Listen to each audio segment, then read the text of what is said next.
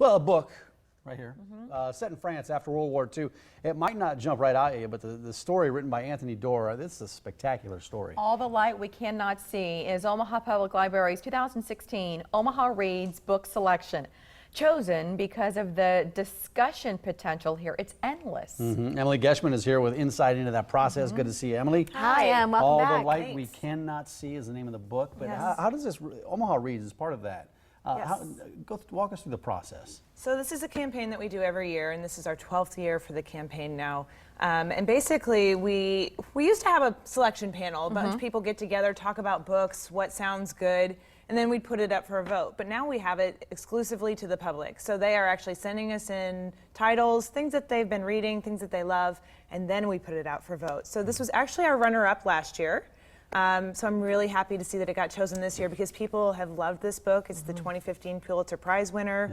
And like you guys said, endless discussion topics for this novel. So give us heavens, and you've got all this programming too, which we'll get to. Yes. But give us a few ideas about what you hope readers take away and discuss with one another.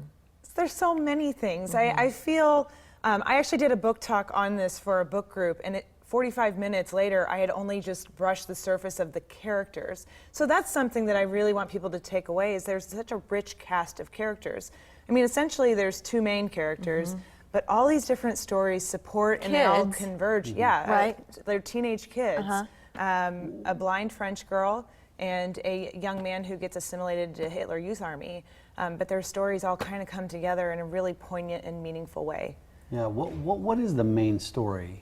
Can you walk us through that a little bit? I know it's a little I can get complicated. to the beginning. Yeah. I mean, this young French girl and her father work at a museum in Paris, and basically the Nazis are after this precious gemstone that her father is sworn to protect, so they flee.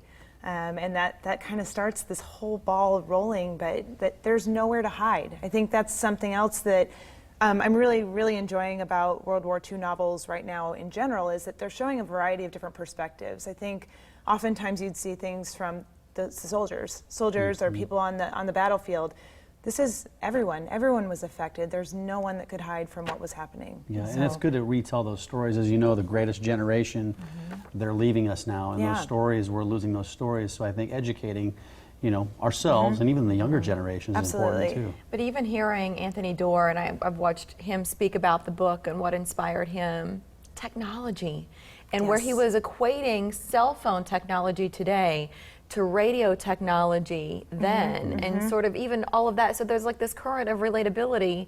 Yes. That even if you weren't alive then, it doesn't matter, you still get it. Absolutely, and tomorrow that's actually one of the programs that we're having. It's with Brian York. He's the curator of exhibits at SAC Museum.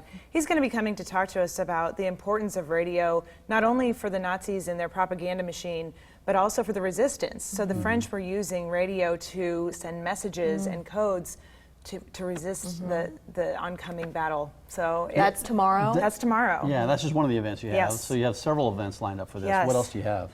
Well, one thing that I think is really going to be quite interesting is that we have a woman coming from New York City. She's a instructor there at the Pratt Institute. Her name is Karen Bachman. She's going to be talking about cursed gemstones through history.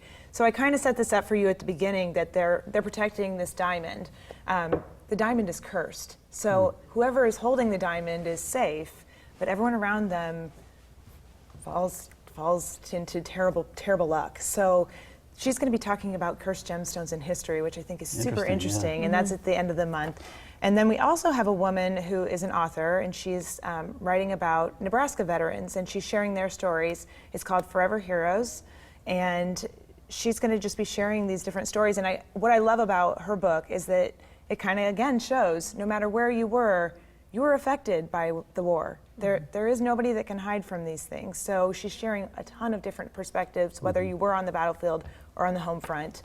So I think it's really interesting. All of this as it's an active time for the library with the new selection just released.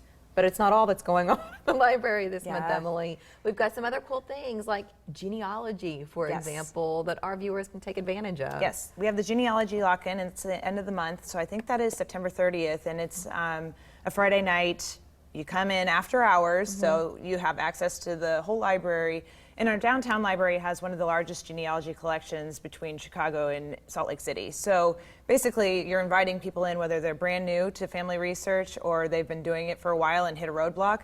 And you have access to the staff, you have access to genealogy volunteers, and they are going to help you get started or get going on what you've been researching. And You get the dinosaurs? dinosaur visits. Yes, this is Jane Yolen's book, How to Dinosaur, and Dinosaur will be visiting many of our different branches, and you've had some of our friends from storybooks here on your show before. Kids love their storybook characters, so they kind of go crazy. They're like rock stars. That's why they say bring your camera. Yep. Yep. Yeah, Good You'll time be with glad kids. you Good did. times. But listen, a lot of resources on your website as well. Yes, absolutely. Just go get your library card. You OmahaLibrary.org. got to get a library card. Absolutely.